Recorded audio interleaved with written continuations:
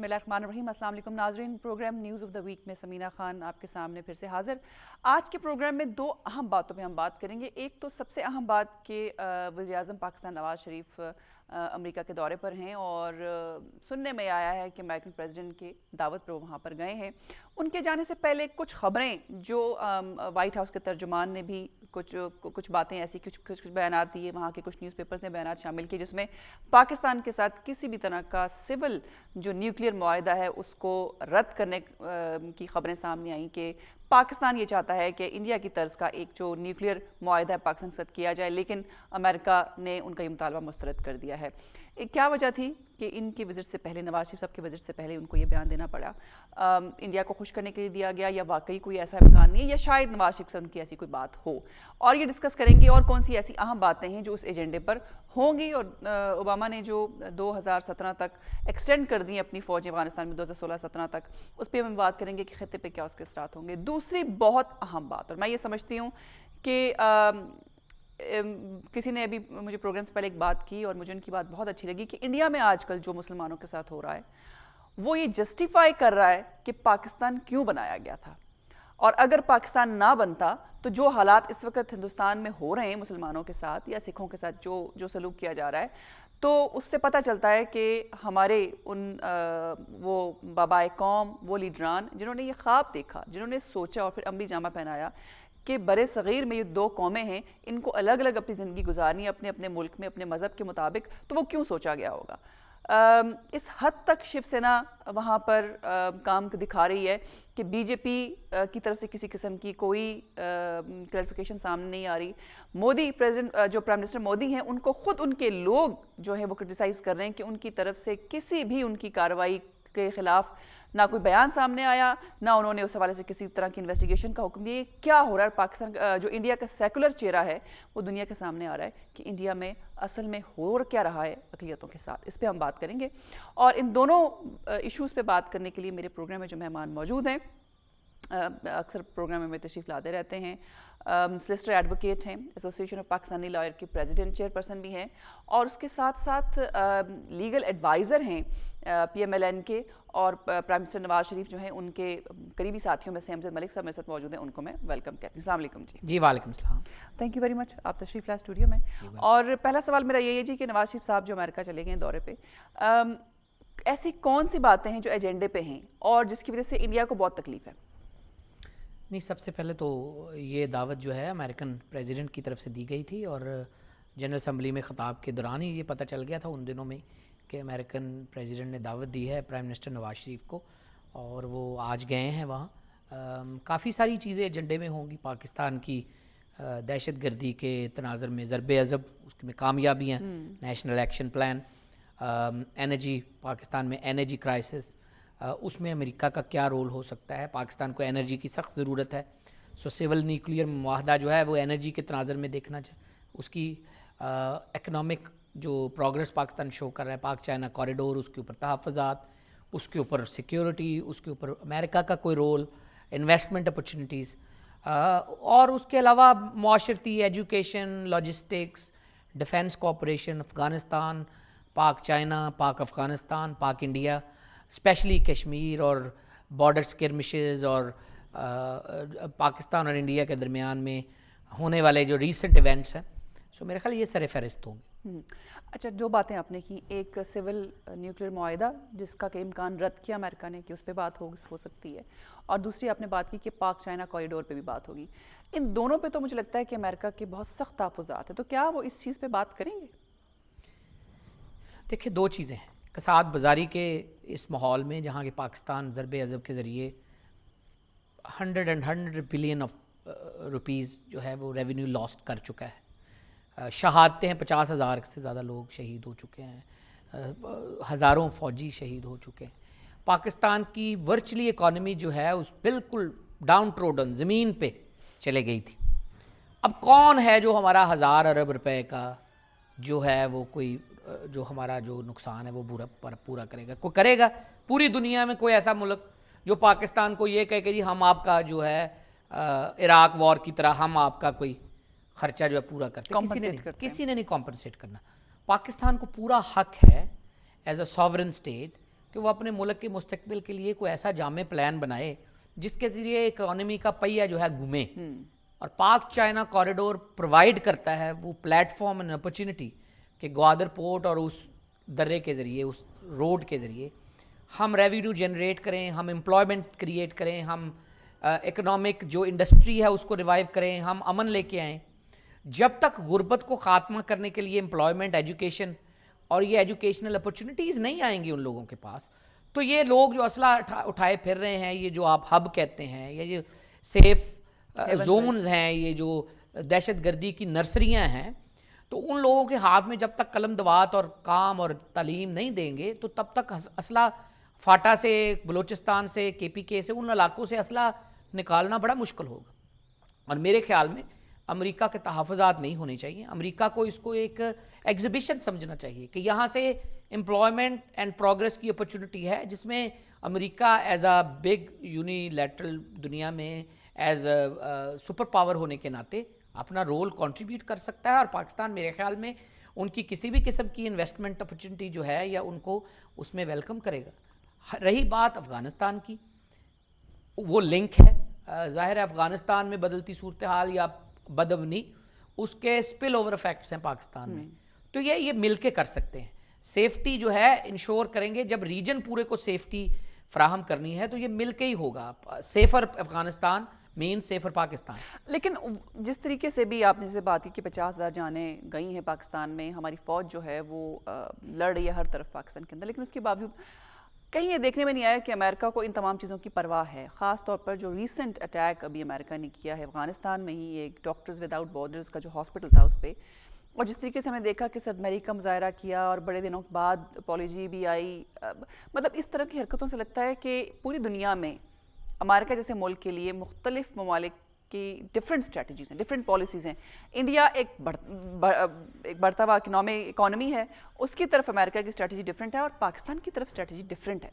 तो इसको मद्देनज़र रखते हुए कैसे हम उम्मीद रख सकते हैं अमेरिका से कि वो पाकिस्तान के लिए कुछ बेहतर सोचेगा या इन्वेस्टमेंट अपॉर्चुनिटीज़ लाएगा पाकिस्तान? देखिए, अमेरिका जो है इंडिया को प्रेफरेंस देता है और उनसे सिविल न्यूक्लियर मुआहदा भी उन्होंने किया है और उसको बड़ी जमहूरियत समझते हुए उनकी तरफ झुकाव ज़्यादा है। लेकिन उनके झुकाव का अगर आप डिस्पैरिटी रखेंगे, अगर आप इनडिस्क्रिमिनेट तरीकाकार नहीं अपनाएंगे दोनों मुल्कों के दरमियान जो कि राइवल हैं एक दूसरे के, उसके इफेक्ट्स होंगे, उसके फॉल आउट्स होंगे। इंडिया और पाकिस्तान के दरमियान अगर अमेरिका को रोल प्ले कर सकता है तो वो कश्मीर को आज़ाद करवाने के लिए, प्लेबिसाइड के लिए एक प्रमोट कर सकता है, फ़ज़ा डायलॉग बहाल कर सकता है। दोनों मुल्कों में असले की कमी के लिए, तावन के लिए अपने आप को पेश कर सकता है कि आप जो दरीना मसाइल हैं उनको ख़त्म करें या उनको हल की तरफ लेके जाएं। और इसके अलावा जो टिट फॉर टैट रेस है असले की, दोनों न्यूक्लियर पावर हैं, अगर आप एक को ज़्यादा बढ़ाएंगे दूसरे को कम रखेंगे तो खुदा ना खास्ता ये जो महरूमी है वो कई ऐसी बदगुमानियों को जन्म दे सकती है जिसकी वजह से खित्ते में ताकत का तवाज़न जो है वो बिखर सकता है या अफेक्ट हो सकता है। सो अमेरिका जितना मर्जी इंडिया की तरफ झुकाव करे, उसको ये देखना पड़ेगा कि उस झुकाव की कॉस्ट क्या होगी।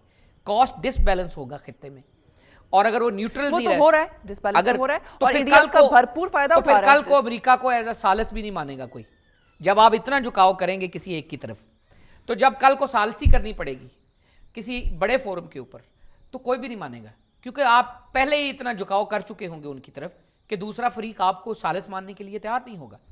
सो जो रोल अमेरिका का इंटरनेशनल पावर होने के नाते बनता है, अगर अमेरिका वो रोल गवा लेगा तो कल को वो बड़ी जो लीवरेज है उसको एज सुपर पावर, उस सुपर पावर की लीवरेज गवा बैठेगा और लोग दूसरी रियासतों की तरफ देखेंगे। कितनी सक्सेसफुल है ये गवर्नमेंट, रीसेंट गवर्नमेंट इस वक्त अपनी फॉरेन पॉलिसी के हवाले से? अगर मैं आपसे ये सवाल पूछूं, पिछले 3 साल का जो एक्सपीरियंस है आपका।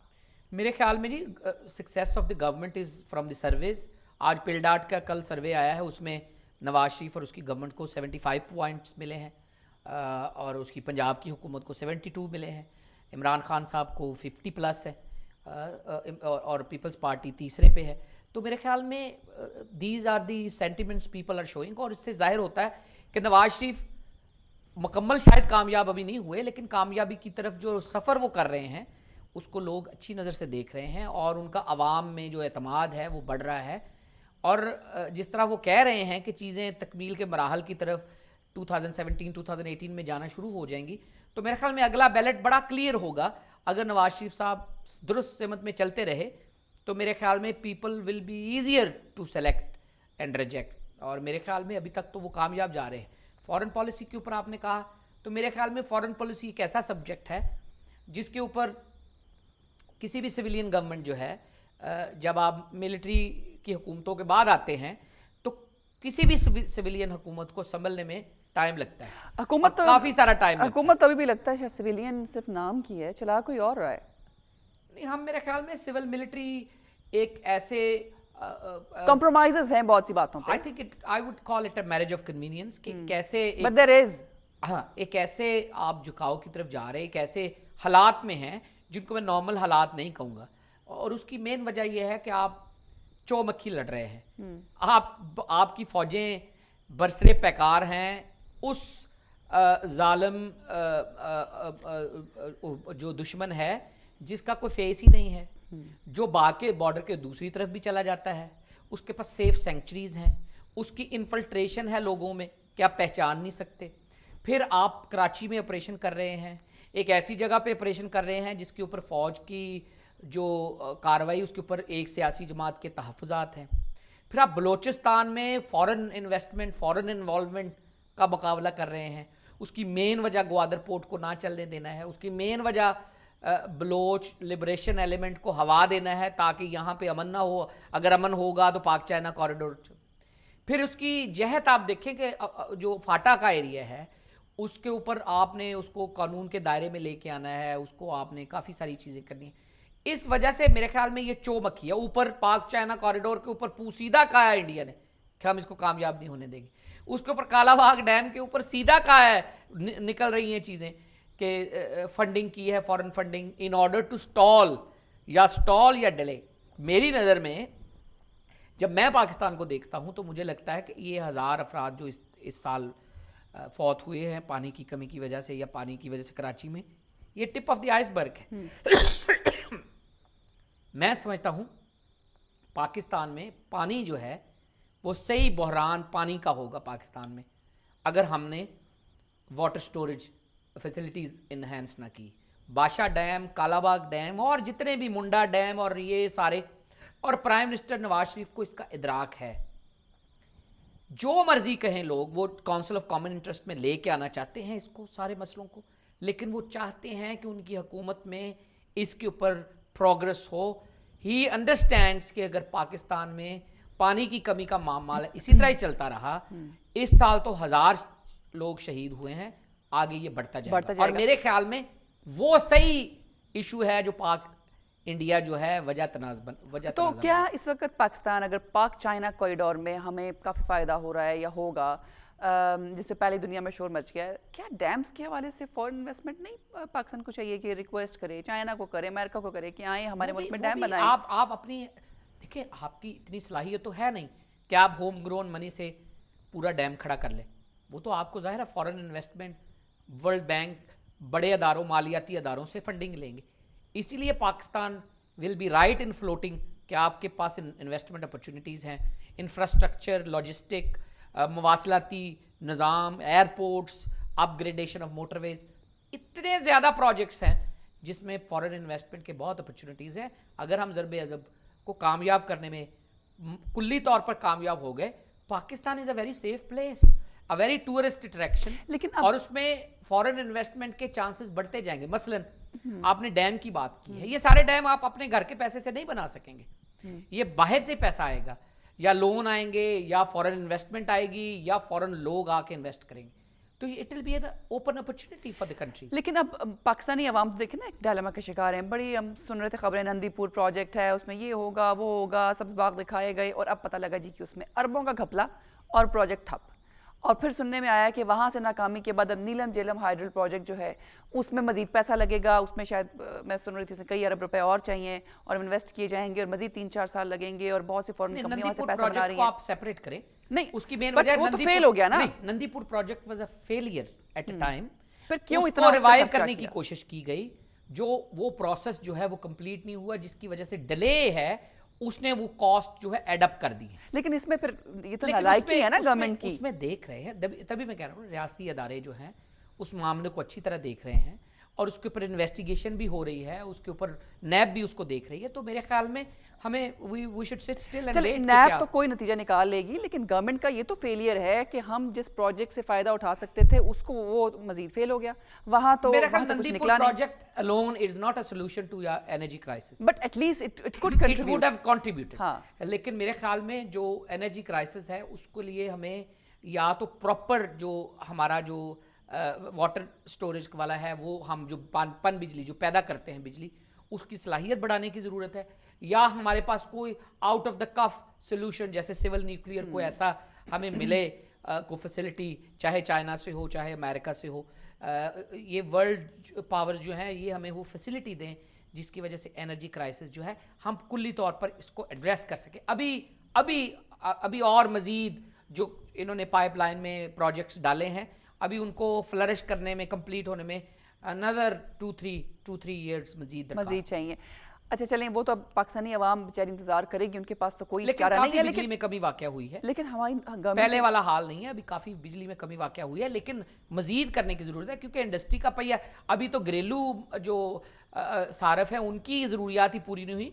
आप सोचिए कि इंडस्ट्री को कितनी ज़रूरत होगी बिजली की, तो बिजली और गैस की कमी पूरी किए बगैर इंडस्ट्री जो पहिया हम कह रहे हैं कि इकॉनमी इक़्तिसादी पहिया घुमाने की ज़रूरत है, वो पहिया घूम नहीं सकेगा जब तक ये दोनों कमियां पूरी नहीं हैं। हमने इतना टाइम वेस्ट किया सोलर एनर्जी के लिए। सुनने में आया कि जिस गवर्नमेंट ने बाहर से भी काफ़ी लोगों से रब्ते किए, बहुत लोगों को वहाँ पर कॉन्ट्रैक्ट मिले, लेकिन सोलर एनर्जी में भी कोई काम नहीं किया इन्होंने। वो जिसमें इनको शायद थोड़ी बहुत इन्वेस्टमेंट होगी, लेकिन सूरज तो फ्री है। देखिए काफ़ी प्रोजेक्ट्स, काफ़ी चीज़ों के ऊपर काम हो रहा होता है।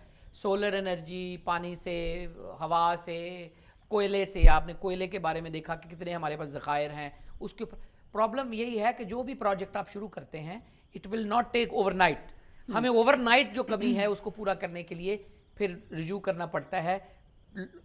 छोटी पैदावार करने वाले प्रोजेक्ट्स जैसे ये हाइडल प्रोजेक्ट्स हैं या आईपीपीज हैं या दूसरे, उस वजह से कॉस्ट ज़्यादा हो जाती है, बढ़ जाती है और उसके ऊपर हाथ उठते हैं, नुक्ता चीनी होती है, क्योंकि वो आपने quickly in order to service जो आपकी नीड है उसके लिए किए होते हैं, वो ला मोहल्ला महंगे पड़ते हैं।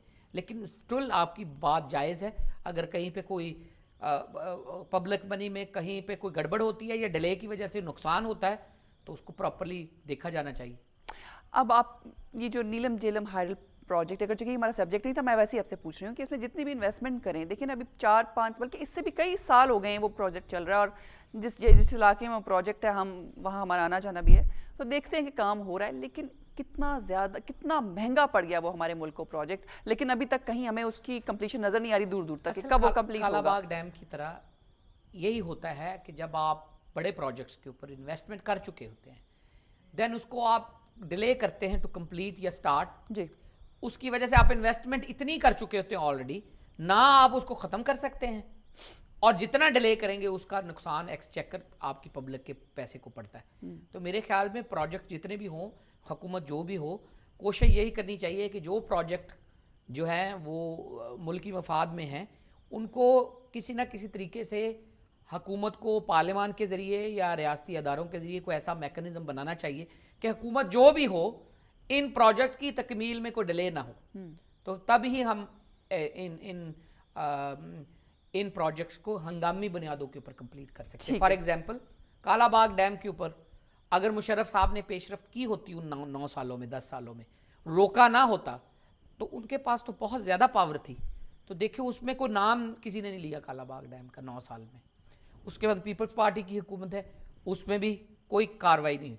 सो ये 14 साल हो गए, अब 14 साल बाद आप फिर रीइग्नाइट कर रहे हैं, तो सोचे जो टाइम लॉस है उसका कितना नुकसान होता है। तो मेरे ख्याल में ये इनको आप एम्बार्गो लगाएं कि दुनिया इधर की इधर हो जाए। ये प्रोजेक्ट्स जो हैं ये काउंसिल ऑफ कॉमन इंटरेस्ट के जरिए तमाम सूबे, तमाम रियासती अदारे कमिट करें कि आप इससे रूगर्दानी नहीं कर सकेंगे। एक पाक China corridor, Kalabagh dam, operation against terrorism, ये इस तरह की चीजें हैं जिसमें हमें मेरे ख्याल में इस तरह का एम्बार्गो चाहिए। ठीक है जी, एक ब्रेक ले रहे हैं नाज़रीन। पिलडाट के सर्वे ने अगर नवाज शरीफ साहब को, शहबाज शरीफ साहब को मोस्ट पॉपुलर लीडर करार दिया है और इमरान खान तीसरे नंबर पे हैं उसके बाद, और फिर पीपल्स पार्टी, लेकिन इससे हमारे मुल्क को फ़ायदा क्या हुआ, इस पर हम बात करते हैं आफ्टर शॉर्ट कमर्शियल ब्रेक।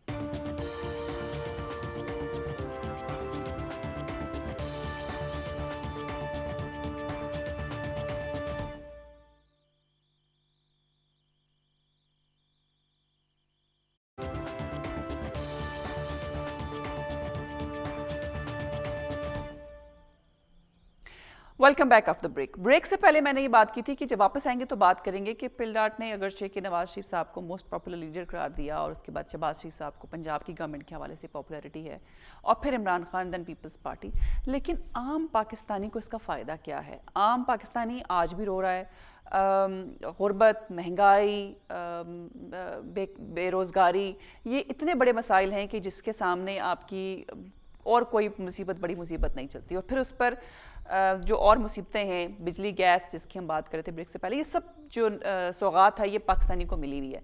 तो फिर इस सर्वे से एक आम आदमी को क्या फ़ायदा पहुंचता है? शायद इन लोगों को तो पहुंचेगा, सियासी लोगों को, लेकिन आम आदमी को नहीं पहुंचेगा। ये तो 2 साल की गवर्नेंस के ऊपर सर्वे है। मेरे ख्याल में इसको आप पूरे ज़रा पिक्चर में देखें कि प्राइम मिनिस्टर नवाज शरीफ जब आए हैं इस मुल्क में, उससे पहले एक डिक्टेटर की हुकूमत थी, और जिस हिसाब से जमहूरियत वापस आई है, तो उस तनाज़र में अगर देखें और बैलेंस करें तो आपको लगेगा कि एक सिविलियन हुकूमत जो है वापस आके चीज़ों को किक स्टार्ट कर रही है, इकॉनमी को किक स्टार्ट कर रही है, और एनर्जी क्राइसिस जिसके ऊपर स्टेल हुआ था काम, उसकी तरफ पेशरफ्त हो रही है। आप देखें ना, पिछले दौरे हुकूमत में कितनी क्रिटिसिज्म थी, वज़ीर पानी और बिजली जो बाद में वज़ीर आज़म भी बने, कितनी उन्होंने डेडलाइन दी, नहीं हुआ, फिर IPPs, फिर दूसरे कितने ही चीज़ों के ऊपर कितना क्रिटिसिज्म। यहाँ प्रोग्रेस राइट डायरेक्शन में हो रही है।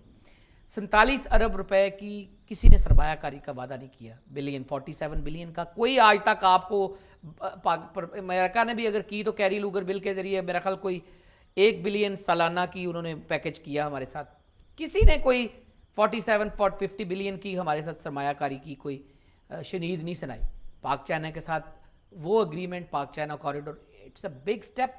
मेरे ख्याल में लोग इसको देख रहे हैं और इसकी तरफ उनका एतमाद बढ़ रहा है कि पाकिस्तान में वाकई इससे सरमायाकारी से मुल्क की हालात में बेहतरी आएगी। ग्वादर पोर्ट सही होने से ये सारा जो प्रोजेक्ट है ये हज़ारों अरब रेवेन्यू जनरेट करेगा। रेवेन्यू जनरेट ही नहीं अकेला करेगा, एम्प्लॉयमेंट अपॉर्चुनिटी, इंडस्ट्री, दोनों तरफ दो रुखी जो सड़क होगी उसके दोनों तरफ इंडस्ट्रियल जोन बनने के मौके बनेंगे।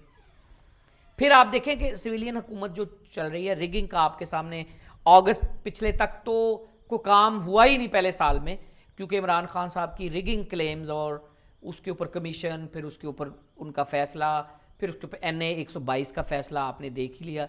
लोगों ने नवाज शरीफ को वोट दिया है और वोट नवाज शरीफ का ही था। उन्होंने दोबारा बताया है कि नहीं, आपको ही हक है इसमें, और वो वहाँ से जीते भी हैं।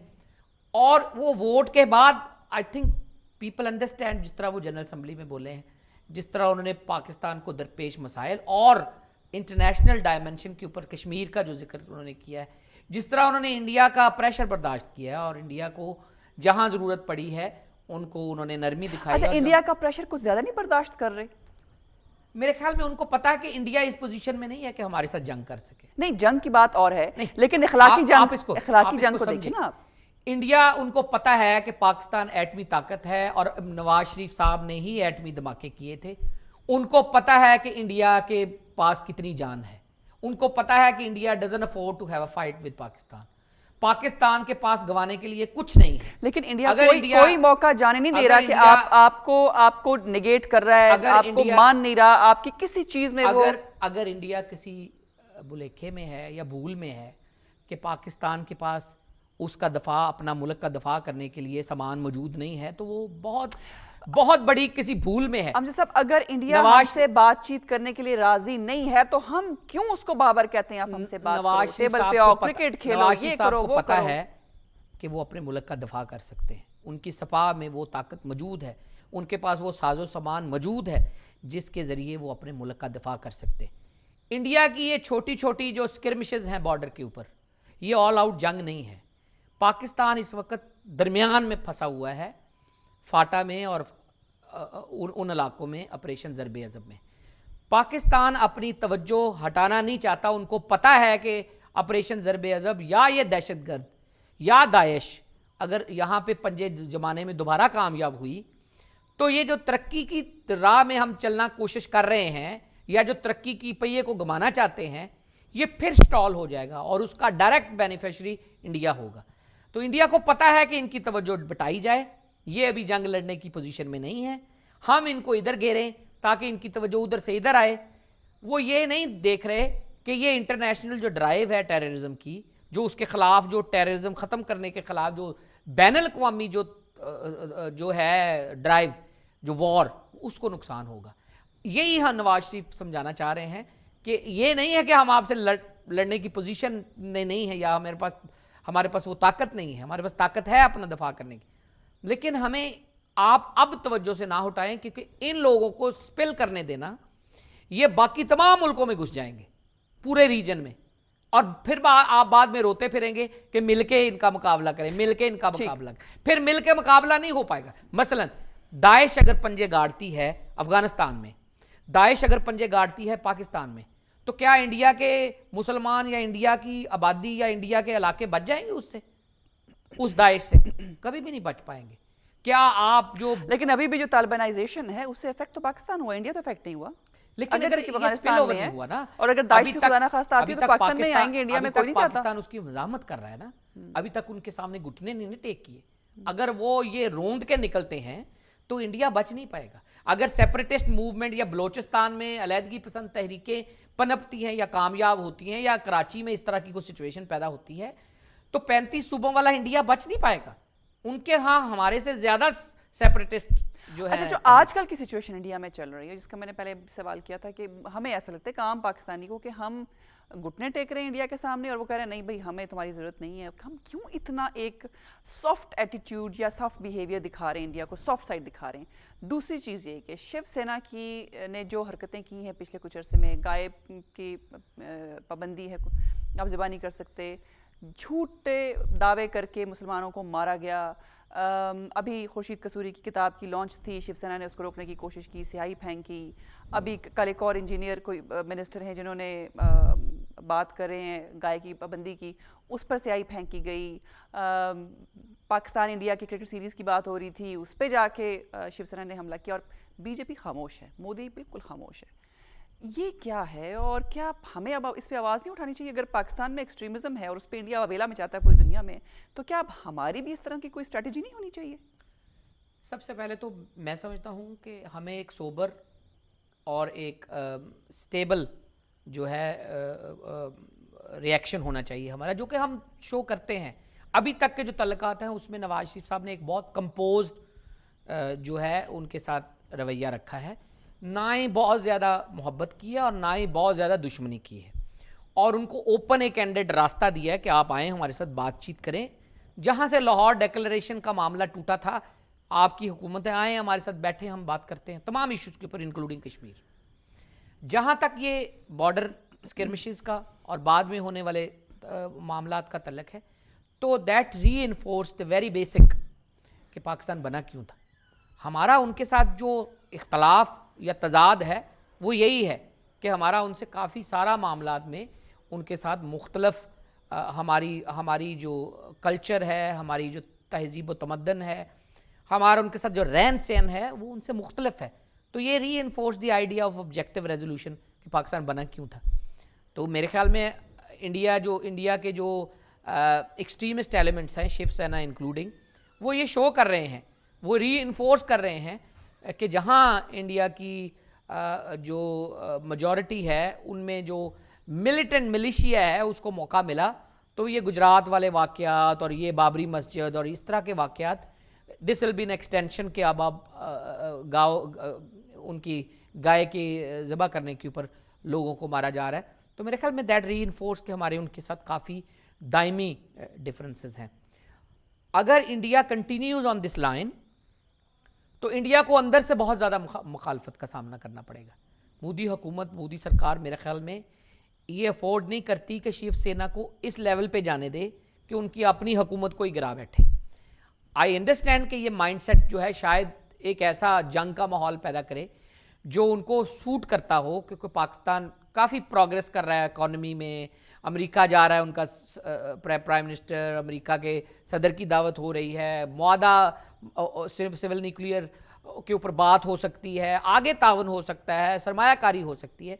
तो इंडिया शायद वो जंग का माहौल पैदा करना चाहता है कि बात म्यूचुअल कॉपरेशन की बजाय उनके आपस में इंडिया पाकिस्तान के तल्लुकात और इंडिया और पाकिस्तान में लेन देन के ऊपर मामलात जो है अड़े रहें। उसका नुकसान इंडिया को ही होगा। इंडिया जो क्लेम करता है कि हम एक लिबरल फोर्स हैं, हम एक सेक्युलर कंट्री हैं, कोई मजहबी जुनून नहीं है उसमें, तो ये इसका एंटाई है जो हो रहा है वहाँ। ये तो लग रहा है कि एक जुनूनी कौम है, ये तो लग रहा है कि शिवसेना इज़ प्रमोटिंग जो मैस जो है destruction of people of one particular faith. सिखों का भी मुजाहरे हो रहे हैं, अभी मुसलमानों के साथ जो सलूक हो रहा है। तो मेरे ख्याल में इंडिया को उनका अपना ही जो इंटरनल लिबरल सेक्युलर जो तबका है वो उनको ले डूबेगा, और मोदी सरकार आहिस्ता आहिस्ता ये अपनी ही ये बनाई हुई जो जुनूनियत है इसका शिकार होंगे। अच्छा, अक्सर लोगों ने इसकी इंटरप्रिटेशन ऐसे ही की है जैसे आपने की, और खास तौर पर अब जो नहीं, आप देखिए काफी सारे लोग जो आर्टिस्ट हैं, हाँ, दानिशवारों ने अपने अवार्ड्स वापस कर दिए हैं, और काफी सारी जो सेन वॉइसेस हैं वो इंडिया को खुल्लम खुल्ला तनकीद का निशाना बना रहे हैं कि ये वो इंडिया नहीं है जो असल इंडिया है। ये जो मोदी सरकार है, ये जो प्रमोट कर रहे हैं माइंडसेट, ये वो इंडिया नहीं है। लेकिन लगता ऐसे है कि मोदी सरकार पे जूं तक नहीं रिंग रही इस बात की, और उनको इस चीज़ की कोई परवाह नहीं है। दे आर नॉट बॉदर्ड कि उनका क्या दुनिया में इम्पैक्ट जा रहा है, और शायद वो ये समझते हैं कि चीज़ें होनी चाहिए, प्रेशर बिल्ड करो पाकिस्तान पे या अपने मुल्क के अंदर। मुसलमानों पे ज़ाहिर है जब वो करेंगे तो पाकिस्तान हमारे जो लोग हैं वो भड़कते हैं। शायद वो ये चाह रहे हैं कि कुछ रिएक्शन आए यहाँ। मेरे ख्याल में ये टेनेबल सिचुएशन नहीं है किसी भी तरह की तर्ज हुकूमत में। जो मोदी सरकार की जो डिस्क्वाइट है, बोलना ना बोलना, चुप रहना, ये टेनेबल सिचुएशन नहीं है, ज़्यादा अरसे नहीं रहेगी। पाकिस्तान अपना प्रेशर बर्दाश्त कर चुका है। पाकिस्तान बता रहा है कि 240 महीने में 240 टेररिस्ट हमलों से बात महीने में 10 हमलों तक आ गई है, और उससे भी कमी की अगले दिनों में, महीनों में उम्मीद है। और मेरे ख्याल में ये जो सिचुएशन टेररिज्म के ऊपर कंट्रोल है, ये एक गुड प्रैक्टिस, एक अच्छा काम के तौर पे जाएगा दुनिया में, कि पाकिस्तान की सपा ने अपनी सिविलियन मजबूत हुकूमत को मजबूत करते हुए, जमहूरियत को मजबूत करते हुए, सपा ने फिर भी टेररिज्म का मुकाबला किया है और एक गुड एग्जाम्पल फिट की है। और इंडिया को मेरे ख्याल ये कबूल नहीं है कि पाकिस्तान एक पुरअमन, एक इक़्तिसादी तौर पे तरक्की पसंद, एक जमहूरी पाकिस्तान, उनको लगता है कि हम इन तीनों चीज़ों का मुकाबला नहीं कर पाएंगे। अगर एक जमहूरी, पुरअमन और इक़्तिसादी तौर पर तरक्की करने वाला पाकिस्तान इंडिया के साथ टेबल पे बैठेगा तो उसके पास, दोनों के पास ऑफर करने के लिए बहुत कुछ होगा। लेकिन अगर एक कमज़ोर, डिक्टेटेरियल और इकोनॉमिक तौर पे बिल्कुल ज़मीन पे लेटा हुआ पाकिस्तान इंडिया के साथ बात करेगा तो सारी टर्म्स इंडिया डिक्टेट करेगा। तो ये मेरे ख्याल में उनको ये कबूल नहीं है, और वो बढ़ती हुई पाकिस्तान की फॉरेन जो रिलेशंस हैं, जो अभी इस साल में फ्रंट फुट पे आ गए हैं, मतलब अमेरिका जाना और यूरोप में और इधर, और चीफ ऑफ आर्मी स्टाफ भी साथ साथ पुश कर रहे हैं, साथ साथ आ रहे हैं, बता रहे हैं कि ऑपरेशन ज़र्ब अज़म में हम क्या कर रहे हैं। मेरे ख्याल में इंडिया इज़ क्वाइट डिस्टर्ब, और वो डाइवर्ट कर रहा है अटेंशन कि आप हमारी तरफ देखें। पाकिस्तान को वो चाह रहा है कि इक्तिसादी तरक्की को भूलें, एनर्जी क्राइसिस को भूलें, ऑपरेशन को भूलें, ज़र्ब अज़म को। आप पूरी दुनिया में जाके ये रोना रोएं कि हमें इंडिया मार रहा है, और ये मेरा ख्याल पाकिस्तान करने के लिए तैयार नहीं है। ये ज़्यादा देर सिचुएशन नहीं चलेगी। अच्छा, इन तमाम जो सिचुएशन आजकल हो रही है इंडिया में, और जिस तरीके से गुलाम अली का कंसर्ट वहाँ पे कैंसिल किया गया, फिर पाकिस्तानी अंपायर अलीम डार को वापस वतन भेज दिया गया, पाकिस्तानी क्रिकेटर्स को, आर्टिस्ट को भी वहाँ जाने के लिए रोका गया, तो मुझे सारी सिचुएशन में ऐसा लगता है कि एक पाकिस्तानी का दिल बहुत बड़ा है, क्योंकि लोग is bother, they are not bother, वो डिस्कस नहीं कर रहे, और जो इंडिया में उनके साथ सलूक किया जा रहा है उस पर वो इतना ज़्यादा खौफ नहीं। हमारा मीडिया ने भी इस चीज़ को इतना नहीं उठाया। तो ये चीज़ क्या जाहिर करती है कि क्या एक पाकिस्तानी का दिल बड़ा है, या हम लोग जो हैं इन प्रॉब्लम्स को हाईलाइट नहीं करते, हम नॉन इश्यूज को इश्यूज बनाते हैं। इंडियन पाकिस्तान आते हैं उनको बहुत मोहब्बत मिलती है, बिल्कुल, कभी किसी को थ्रेट नहीं मिला। जो सिख पिलग्रिम्स आते हैं, ननकाना साहब, वो हमेशा खुश जाते हैं। पाकिस्तानियों का दिल बहुत बड़ा है। हमने, मेरा नहीं ख्याल कोई भी इंडियन कभी सुना हो कि कोई जो इंडियन किसी को थ्रेट मिला हो या निकल कभी जाओ, महेश छोड़ दो। भट्ट और ये फिल्में बनाने आते हैं, नसीरुद्दीन शाह साहब आते हैं, सारी दुनिया आती, कभी ये नहीं किया कि जी आप लोग उनको कोई नुकसान पहुंचाएं या उनके ऊपर कोई ऐसी क्रिटिसिज्म करें, बल्कि कर्टसी वकला बहुत आते हैं बार्स में, लाहौर में। तो मेरा नहीं ख्याल कि कोई पाकिस्तानी इस लिहाज से, लेकिन क्योंकि इस तरह के वाकयात से जो मैन टू मैन कांटेक्ट है, जो इंडिया पाकिस्तान के लोग CBMs जिसको कहते हैं, कॉन्फिडेंस बिल्डिंग मेजर्स, कि लोगों से मिलेंगे तो प्यार बढ़ेगा और आपस में दूरियां खत्म होगी। मेरे ख्याल में इंडिया को ये बात आई थिंक अब बर्दाश्त नहीं हो रही। वो चाहते हैं कि हम जंग का सा माहौल पैदा करें और पाकिस्तान की जो इन्वेस्टमेंट है या पाकिस्तान की जो तवज्जो है वो जंग की तरफ मायल करें। पाकिस्तान उनके इस जंग की तरफ, उस जंग के माहौल की तरफ या उस जंग के क्लाउड की तरफ आना नहीं चाहता। पाकिस्तान उनको सिर्फ ये कह रहा है कि हम अपना दफा कर लेंगे, लेकिन हम आपसे जंग नहीं करना चाहते। आप कश्मीर हल करें, जो मसला करने वाला हल है, आप आए बैठे हमारे साथ डायलॉग करें, हम कश्मीर समेत तमाम दरीना मसाइल के ऊपर बात करने के लिए तैयार हैं। लेकिन वो ये कह रहा है कि नहीं हम तो आपके साथ जंग करना चाहते हो। तो जंग करने के लिए दोनों तरफ में रजामंदी होनी चाहिए। और मेरा ख्याल एक चीज जो और वो माहौल बना नहीं पा रहे।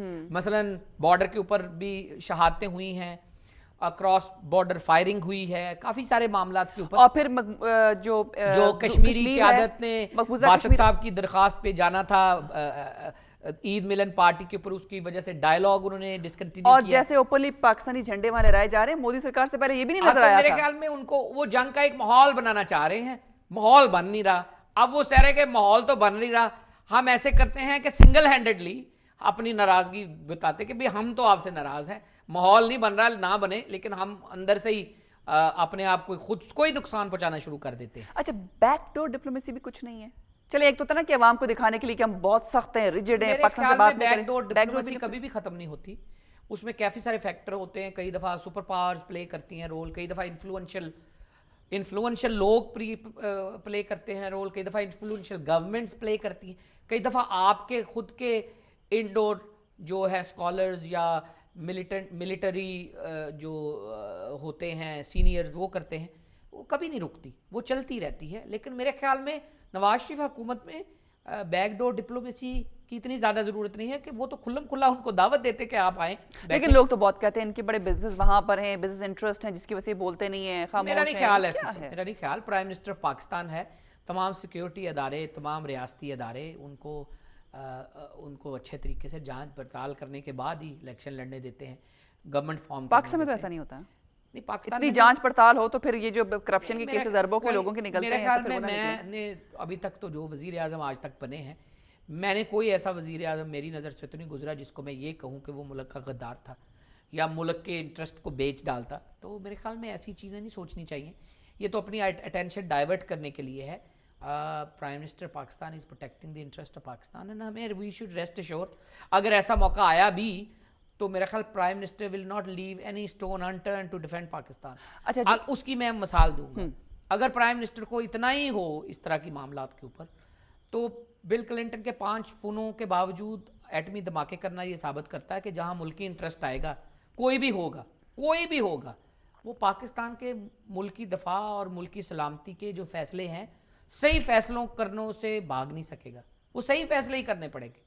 जंग मुसल्लत हो भी गई तो क्या प्राइम मिनिस्टर साहब उस जंग से भाग जाएंगे? मेरा नहीं ख्याल। Prime minister Nawaz Sharif is best place. अगर ऐसा मौका आता भी है तो आई एश्योर यू कि prime minister Nawaz Sharif will turn out to be, अल्लाह करे जी ऐसा ही हो। जनरल जंजुआ के बारे में सुनने में आया कि उनको शायद फॉरेन मिनिस्टर लगा दिया जाए या लगा दिया गया, I don't know, something happening. Final नहीं है, मैंने भी सुना है।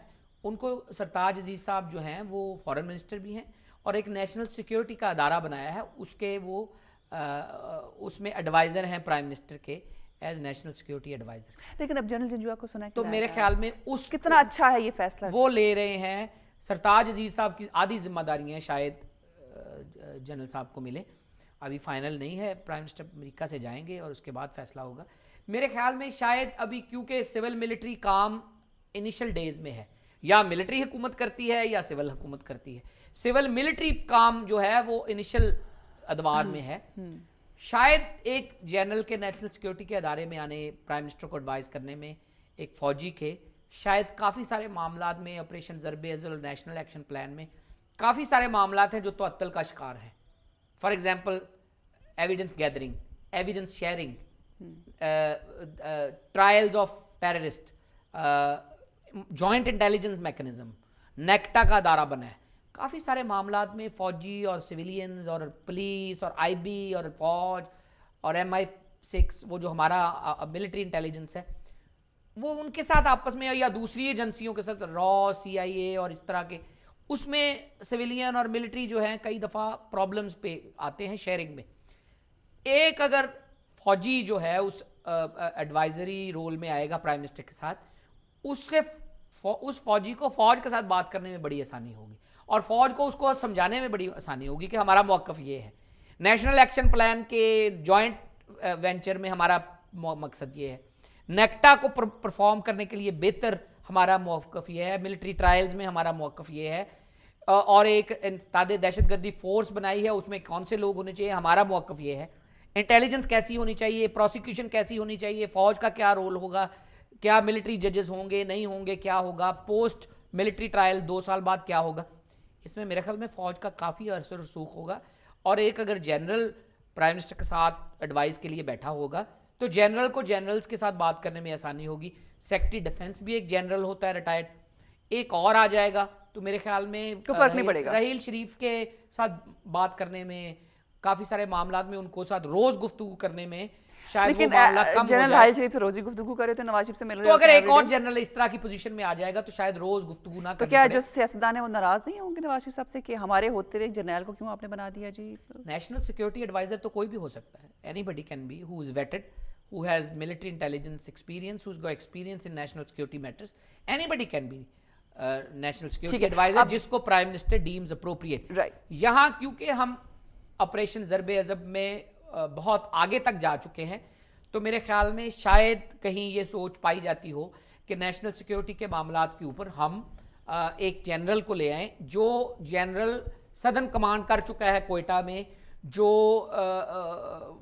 लिबरेशन जो लोग हैं या फॉरेन इन्वॉल्वमेंट है या जसूसों को पकड़ना है या उनके ट्रायल हैं उनको डील कर चुके हैं, फेमिलियरिटी उनको ऐसे जो दुश्मन को डील कर चुके हैं। एक बड़ा अहम सवाल है जो मैं आपसे पूछना चाहूँगी, जो आजकल लोग उस पर बात भी कर रहे हैं और लोग बात करना चाहते हैं कि मुस्लिम लीग के नून के अंदर बहुत सारे इख्तलाफात खुलकर सामने आ गए हैं। हमने आबिद शेर अली के जो वालिद हैं उनकी बात सुनी है, राना सनाउल्लाह के दरमियान मसाइल हैं, ख्वाजा आसिफ, साद रफ़ीक, चौधरी निसार, ये ऐसे बड़े लीडर्स हैं नून लीग के जिनके दरमियान में बहुत सख्त इख्तलाफात हैं और वो खुल के सामने आ गए हैं। क्या नून लीग की लीडरशिप इसे डील नहीं कर रही, और अगर कर रही है तो क्या वो इन इख्तलाफात को भुला पाएंगे? सबसे पहले तो मेरे ख्याल में देयर इज़ नो डाउट और there is no issue on the leadership of Nawaz Sharif. सारे लोग जितने मर्जी इख्तलाफ रखते हों, जितना ज़्यादा उनका आपस में कोई मुफाहमत या ना हो, उसके बावजूद one thing which is 100% is कि नवाज शरीफ उन सबका लीडर है। So that is settled. अब आगे आपस में सारे बिग गन्स हैं, 85 से मियां नवाज शरीफ के साथ काम कर रहे हैं, सीनियर्स हैं, मोस्टली आर ओवर 60, और काफ़ी उनको अब एट द ट्वाइलाइट बहुत एक्सट्रीम पे अब सिचुएशन में वो अपनी पॉलिटिक्स कर रहे हैं। जाहिर है उनके स्टेक्स हैं, उनके आगे उनकी कॉन्स्टिट्यूंसीज हैं, अब वो लोकल बॉडी इलेक्शन सर पे है, आपको अपनी मर्जी के कैंडिडेट खड़े करने में इख्तियार ना मिले तो काफ़ी सारी प्रॉब्लम्स पड़ती हैं। और लोग अब उस तरह वो क्या कहते हैं यूज टू नहीं है कि हर जगह अगर कहीं नहीं भी मिलते आपको कैंडिडेट्स अपनी मर्जी के तो उसको वो एक्सेप्ट करें। तो छोटे छोटे वाकयात होते रहते हैं। लेकिन शेर अली और राना सनाउल्लाह के यही दरमियान मैं जो छोटे मामला छोटे तो बहुत बड़ा मामला लग रहा है मुझे। तो राना सनाउल्लाह साहब और शेर अली का मामला बहुत ही छोटा, एक कॉन्स्टिट्यूंसी या एक डिस्ट्रिक्ट के लेवल का मामला है, इतना बड़ा नहीं है। होते हैं जब आप दो बड़े जो हैं वो आपस में टिकटों के मसाइल के ऊपर जब आपस में उलझेंगे तो मीडिया आजकल इतना आज़ाद है तो उस डिस्ट्रिक्ट लेवल के मसले को उठा के नेशनल लेवल पे ले जाएगा और लगेगा कि शायद बहुत इख्तलाफात। ऐसा है नहीं, मेरे ख्याल में सेटल हो जाएगा विद इन डेज़। बल्दियाती इंतखाब एंड ऑफ मंथ है, मेरा नहीं ख्याल उसके बाद आपको ये चीज़ें नज़र आएंगी। ये बल्दियाती इंतखाब के सिलसिले में कॉन्स्टिट्यूंसी वाइज अपनी कॉन्स्टिट्यूंसी को प्रोटेक्ट करने के लिए, अपने कैंडिडेट्स की सपोर्ट हासिल करने के लिए वो मीडिया के ज़रिए अपने लीडर की तवज्जो चाहते हैं, जो तवज्जो उनको मिल चुकी है। मेरे ख्याल में विद इन डेज ये मामला हल हो जाएगा। There is no issue apart from के ये आपकी बात ठीक है कि क्योंकि लोग काफ़ी बड़े हैं, सीनियर हैं और पार्टी को निचली सतह पर लेके जाने के लिए, क्योंकि पार्टी गवर्नमेंट में भी है, कई दफ़ा पार्टी जो गवर्नमेंट का बोझ है पार्टी के ऊपर आ जाता है और पार्टी उस बोझ तले दब जाती है। मेरे ख्याल में दोनों ने इदराक किया है, प्राइम मिनिस्टर एंड शहबाज शरीफ साहब दोनों पार्टी के अकाबरीन को मिल रहे हैं, दोनों इस अफेक्ट को बचाने की कोशिश कर रहे हैं कि पार्टी और गवर्नमेंट अलग-अलग रहें और पार्टी जो है अफेक्ट ना हो, मामला सेटल डाउन। तो मेरे ख्याल में कोई इतना बड़ा मसला चलें देखते हैं जी, शायद अगले चंद दिनों में सूरत हाल वाज़ेह हो जाएगी जैसे आपने कहा। बहुत शुक्रिया हमसे साहब, थैंक यू वेरी मच, आप तशरीफ लाए आज के प्रोग्राम में। और नाज़रीन, यह था आज का प्रोग्राम। नवाज शरीफ साहब का जो दौरा है अमेरिका का, उसमें क्या बातें डिस्कस होंगी, हमने वो उसके हवाले से बातचीत की और ख़ास तौर पर इंडिया का जो सेक्युलर चेहरा है उस पर जिस तरीके से स्याही फेंकी जा रही है, काली स्याही फेंकी जा रही है, वो दुनिया देख रही है, लेकिन ऐसा होना नहीं चाहिए, ये ज़्यादती है। और अगरचे कि इंडियन मीडिया इसके खिलाफ बात कर रहा है, मेरे ख्याल में हर हिंदुस्तानी को इसके खिलाफ उठ के खड़ा होना चाहिए और इसके खिलाफ ज़रूर इसके खिलाफ फाइट भी करनी चाहिए, ताकि ये जो वहाँ पर अक़लियतों के साथ या माइनॉरिटीज़ के साथ जो सलूक किया जा रहा है वो ना किया जाए। ये था आज का प्रोग्राम। इंशाल्लाह अपने अगले प्रोग्राम में आपके सामने फिर से हाजिर होंगी। इजाज़त दीजिए, अल्लाह हाफ़िज़।